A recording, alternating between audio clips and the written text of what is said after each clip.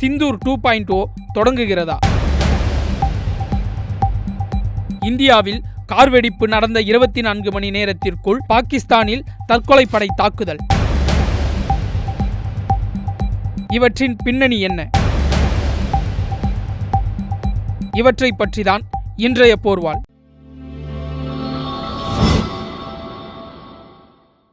டெல்லி செங்கோட்டை அருகே கடந்த 10ஆம் தேதியன்று மாலையில் மோசமான கார்வெடிப்பு சம்பவம் நடந்தது. இந்த சம்பவத்தில் இதுவரை 12 பேர் உயிரிழந்துள்ளனர். மேலும் சிலர் உயிருக்கு ஆபத்தான நிலையில் சிகிச்சை பெற்று வருகின்றனர். இந்த கார்வெடிப்பு சம்பவத்திற்கு யார் காரணம்? இதன் பின்னணி குறித்த விசாரணை தீவிரமாக நடந்து வருகிறது. இது பாகிஸ்தான் செய்த செயல் என சந்தேகம் எழுந்த வேளையில் இந்தியாவில் இச்சம்பவம் நடந்தேறிய 24 மணி நேரத்திற்குள் பாகிஸ்தானின் இஸ்லாமாபாத் என்ற இடத்தில் அமைந்துள்ள நீதிமன்ற வளாகத்தில் தற்கொலைப்படை தாக்குதல் நடந்தேறியதாக தகவல் வெளியானது. இந்தியாவுக்கு ஆதரவாகத்தான் தாலிபான் தீவிரவாதிகள் இதை செய்ததாக பாகிஸ்தான் இராணுவம் சந்தேகிப்பதாக செய்திகள் வெளியாகி வருகிறது. ஆனால் உண்மையில் டெல்லியில் நடந்தது.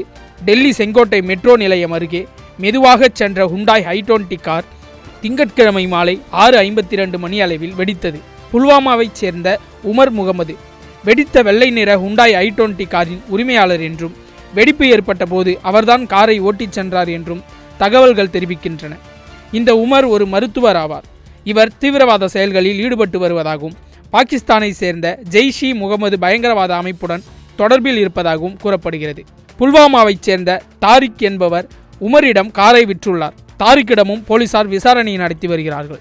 ஆனால் அதே சமயம் இந்த கார் வெடிப்பு சம்பவம் குறித்து பாகிஸ்தானின் முன்னணி செய்தி நிறுவனங்களான டான், ஜியோ நியூஸ், தி எக்ஸ்பிரஸ் ட்ரிபியூன், தி நியூஸ் இன்டர்நேஷனல் மற்றும் பாகிஸ்தான் டுடே ஆகியவற்றை என்ன மாதிரியான செய்திகளை வெளியிட்டுள்ளன என்பது குறித்து நாம் பார்க்கலாம். பாகிஸ்தானின் முன்னணி ஆங்கில நாளிதழான டான் செய்தித்தாள் டெல்லி கார் வெடிப்பு சம்பவம் பயங்கரவாத எதிர்ப்பு சட்டத்தின் கீழ் விசாரிக்கப்படுகிறது என்ற தலைப்பில் செய்தி வெளியிட்டது. பயங்கரவாத சட்டத்தின் கீழ் இந்த சம்பவம் விசாரிக்கப்படுவதாகவும் கடந்த 10 ஆண்டுகளில் இதுபோன்ற சம்பவம் டெல்லியில் நடைபெறவில்லை என்றும் டெல்லி போலீசார் குறிப்பிட்டதாக சொல்லி செய்தி வெளியிட்டுள்ளது. தடயவியல் நிபுணர்கள் வெடிப்பிற்கான காரணத்தை கண்டறிய ஆதாரங்களை ஆராய்ந்து வருவதாகவும் அதில் கூறப்பட்டிருந்தது. அதேபோல மற்றொரு செய்தியில் புதுடெல்லியின் செங்கோட்டை அருகே குண்டுவெடிப்பு என்ற தலைப்பிட்டு செய்தி வெளியிட்டது. உள்துறை அமைச்சர் அமித்ஷா மற்றும் பிற மூத்த அதிகாரிகளுடன் பிரதமர் நரேந்திர மோடி நிலைமையை ஆய்வு செய்வதாகவும் அதில் கூறப்பட்டிருந்தது. ஜியோ நியூஸும் கிட்டத்தட்ட அதேபோன்ற செய்தியைத்தான் வெளியிட்டிருந்தது. மற்றொரு முக்கியமான பாகிஸ்தான் நாளிதழான தி எக்ஸ்பிரஸ் ட்ரிபியூன் காரில் இருந்த மர்ம பொருள் வெடித்ததாக குறிப்பிடுகிறது.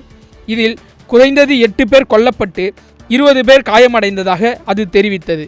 கார் வெடிப்பை தொடர்ந்து மும்பை மற்றும் உத்தரப்பிரதேசம் உட்பட பல முக்கிய நகரங்களில் பாதுகாப்பு பலப்படுத்தப்பட்டு இருப்பதாகவும் அதில் கூறப்பட்டிருந்தது. டெல்லி கார் வெடிப்பு சம்பவத்தை பயங்கரவாத எதிர்ப்பு சட்டத்தின் கீழ் இந்தியா விசாரிக்கிறது என்ற தலைப்பில் பாகிஸ்தானின் தி நியூஸ் இன்டர்நேஷனல் செய்தி வெளியிட்டது. டெல்லியில் இது போன்ற தாக்குதல் அரிதானவை என்றும் பல மாநிலங்களில் பாதுகாப்பு பலப்படுத்தப்பட்டு இருப்பதாகவும் அதில் கூறப்பட்டுள்ளது.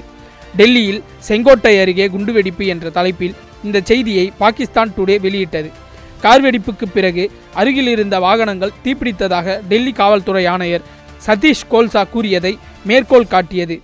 கார் உரிமையாளரை அதிகாரிகள் கைது செய்துள்ளதாகவும் தெரிவித்தது.